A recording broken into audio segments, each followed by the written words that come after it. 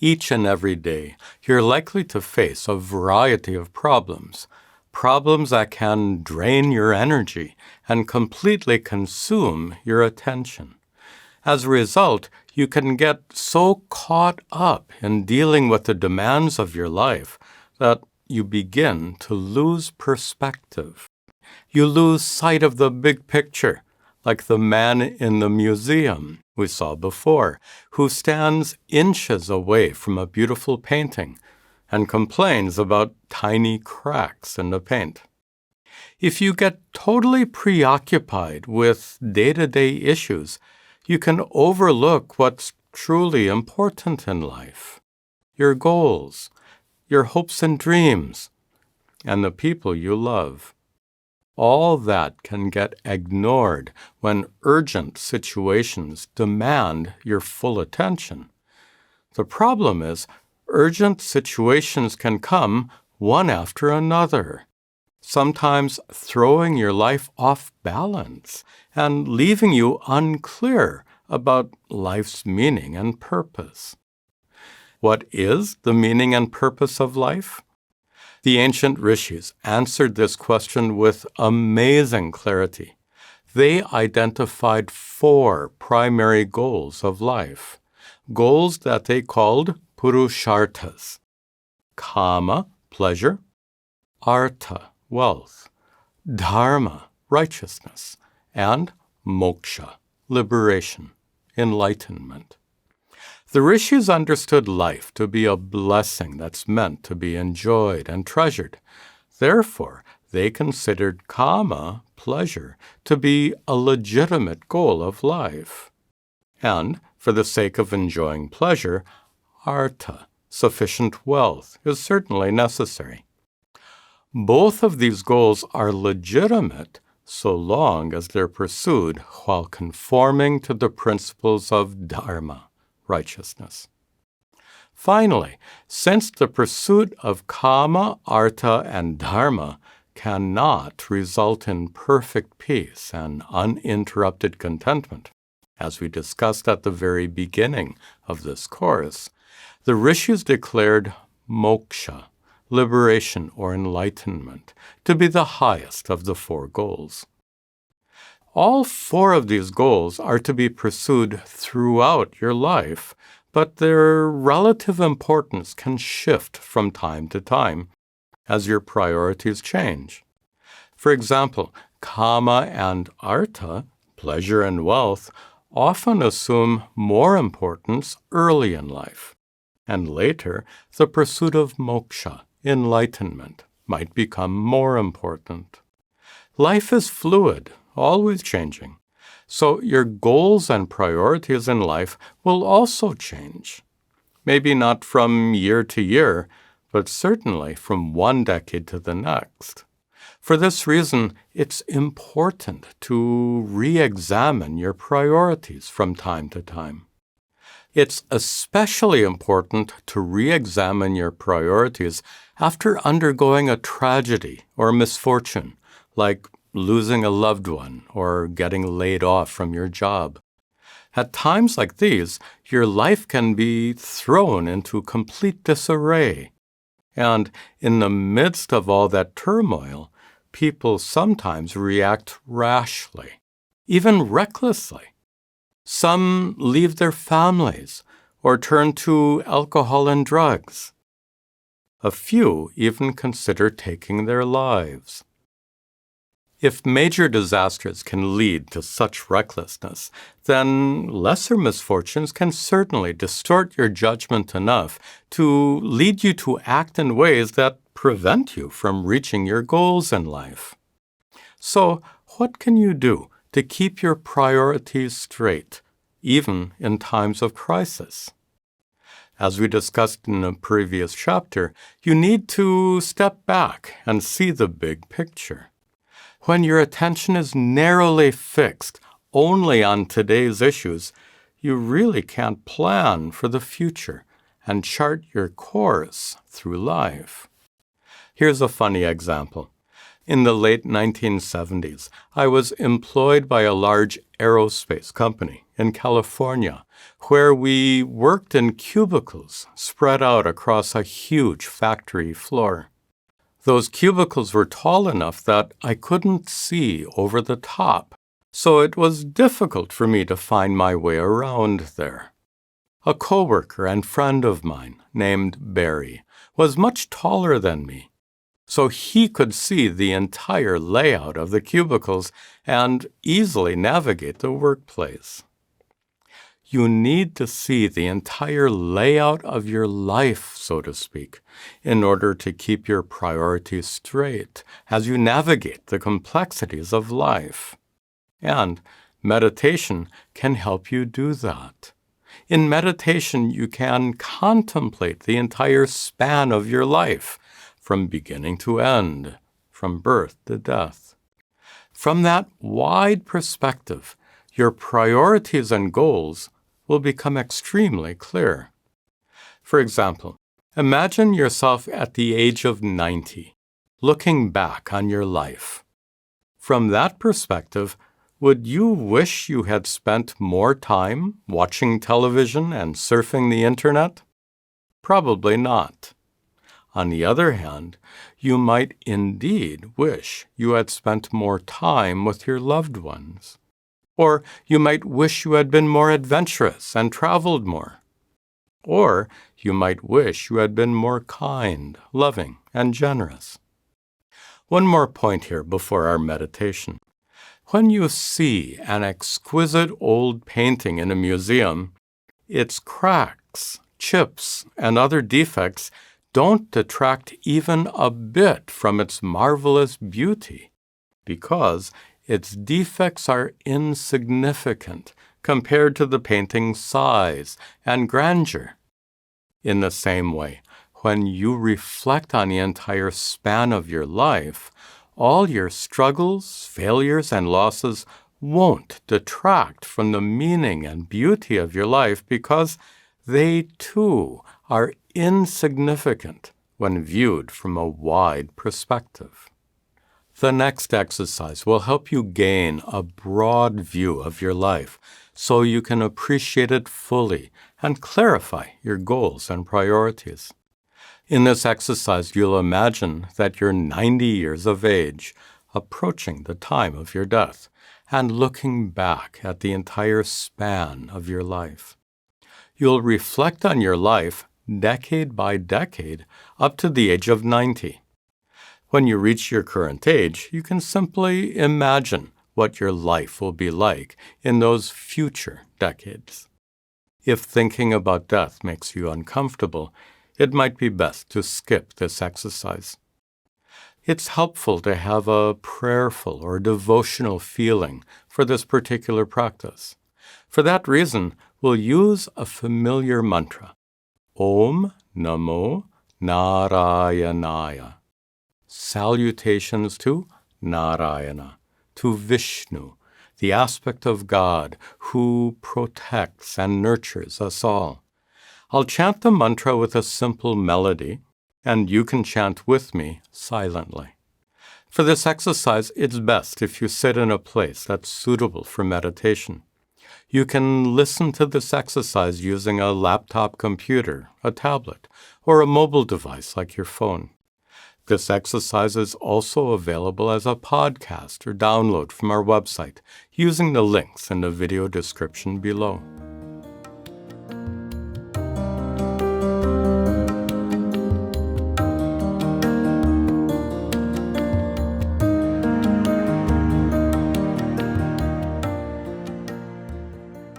I hope you are now seated comfortably in a suitable place. This exercise will take about 15 minutes. First, sit with a proper posture, as we discussed before. Close your eyes gently and take a deep breath to get settled down.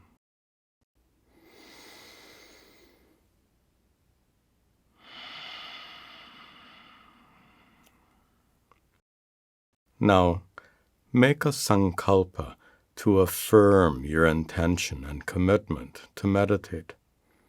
Acknowledge the fact that you have many unfulfilled responsibilities and issues that need to be addressed. Since you don't want to be distracted by those things during this meditation, you can give yourself permission to set all those concerns aside, just for the next 15 minutes or so. Next, we'll perform the progressive relaxation exercise, like in previous lessons. Start by turning your attention to your feet. Become aware of sensations there. Notice a sense of pressure as your feet press down. Notice the touch of your clothing and feelings of warmth or coolness. Now, become aware of any tension that might be held in the muscles of your feet, and let go of that tension. Allow those muscles to relax completely. Next, turn your attention to your ankles and calves. Notice sensations of pressure, the touch of your clothing, warmth or coolness. Become aware of any tension held in the muscles of your ankles and calves, and let go of that tension completely. Next, turn to your knees and thighs. Notice the weight of your hands or arms where they rest. Notice any other sensations. Become aware of any tension held in your knees and thighs, and let go of that tension completely. Next, turn to the trunk of your body. Feel the weight of your body pressing down. Feel the firmness of the seat beneath you. Let go of any tension. Next, turn to your lower back and stomach together. Become aware of sensations. Let go of any tension. Now, turn to your upper back and chest. Become aware of sensations and let go of any tension.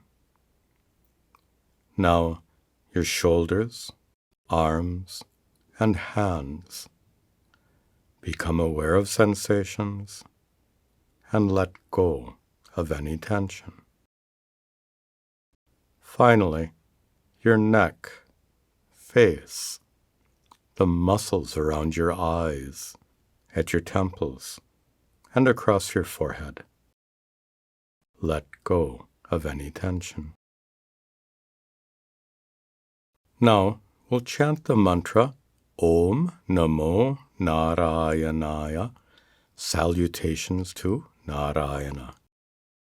Chant silently as you listen to me. Allow the mantra's melody and prayerful meaning to invoke the feeling of being cared for and protected by the divinity that pervades the universe. Om Namo Narayanaya. Om Namo Narayanaya. Om Namo Narayanaya. Om Namo Narayanaya. Now, imagine yourself at the age of 90, preparing to leave the world behind and travel on to whatever comes next. Picture yourself lying in bed, comfortable, pain-free, and surrounded by your loved ones. Imagine yourself feeling utterly content, satisfied that you've lived a long, wonderful life. Then, look back on the first 2 decades of your life. Recall your childhood home, your parents, siblings, and friends. Reflect on significant events and milestones during those years as you chant Om Namo Narayanaya Om Namo Narayanaya Om Namo Narayanaya Om Namo Narayanaya.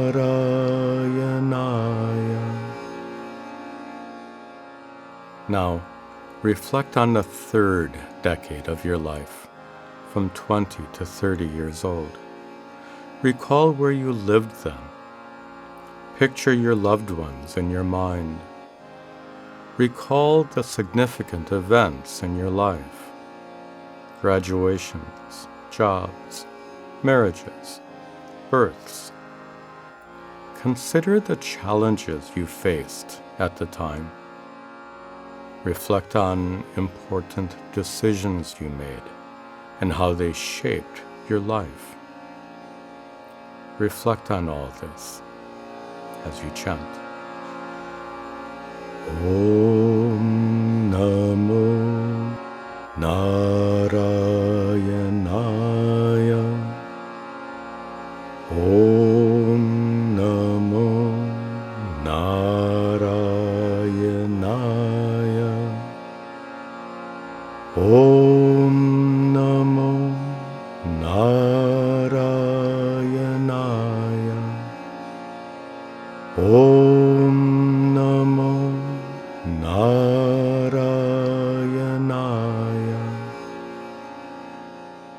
Now, reflect on the fourth decade of your life, from 30 to 40 years old.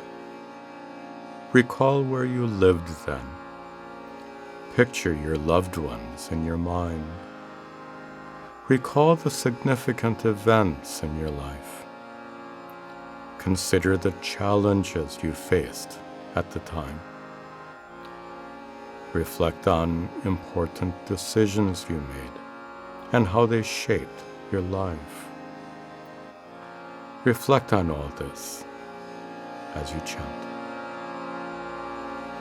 Om Namo Narayanaya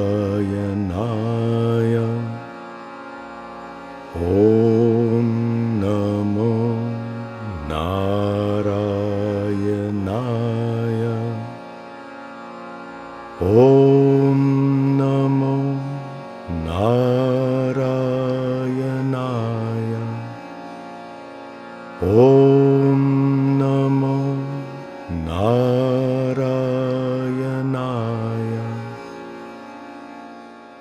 Now, reflect on the fifth decade of your life, from 40 to 50 years old. When you cross your current age, simply imagine what your life will be like then. Recall where you lived. Picture your loved ones in your mind. Recall the significant events in your life. Consider the challenges you faced at the time.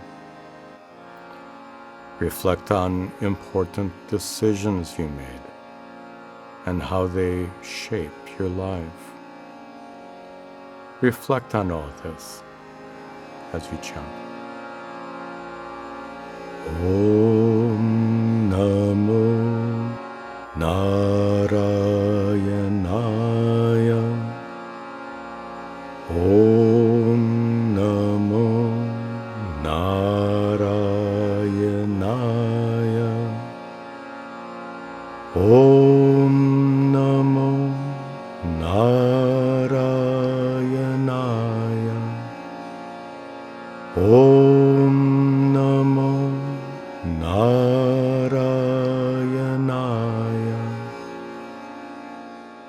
Now, reflect on the sixth decade of your life, from 50 to 60 years old. Recall where you lived then. Picture your loved ones in your mind. Recall the significant events in your life. Consider the challenges you faced at the time. Reflect on important decisions you made and how they shaped your life. Reflect on all this as you chant. Om Namo Narayanaya. Om Namo Narayanaya. Om Namo Narayanaya.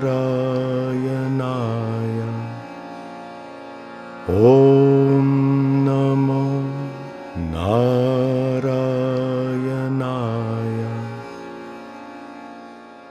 Now, reflect on the 7th decade of your life, from 60 to 70 years old. Recall where you lived then. Picture your loved ones in your mind. Recall the significant events in your life. Consider the challenges you faced at the time. Reflect on important decisions you made and how they shaped your life. Reflect on all this as you chant. Om Namo Narayanaya. Om Namo Narayanaya. Om Namo Narayanaya. Om Namo Narayanaya.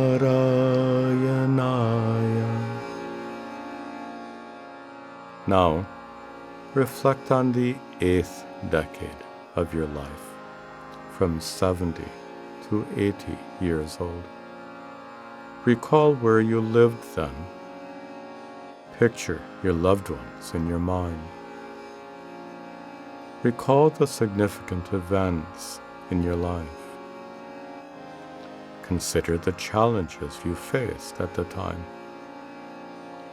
Reflect on important decisions you made and how they shaped your life. Reflect on this as you chant. Om Namo Narayanaya. Om Namo Narayanaya. Om Namo Narayanaya. Om Namo Narayanaya.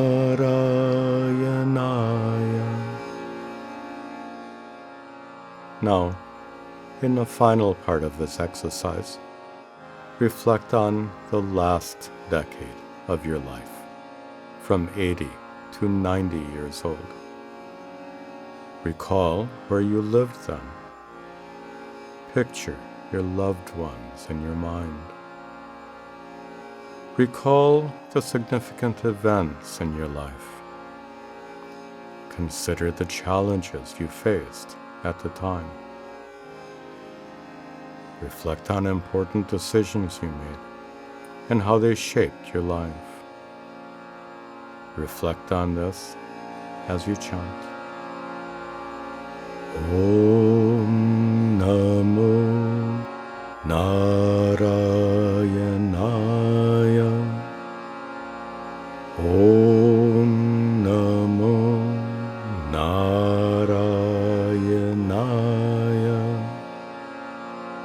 Om Namo Narayanaya. Om Namo Narayanaya.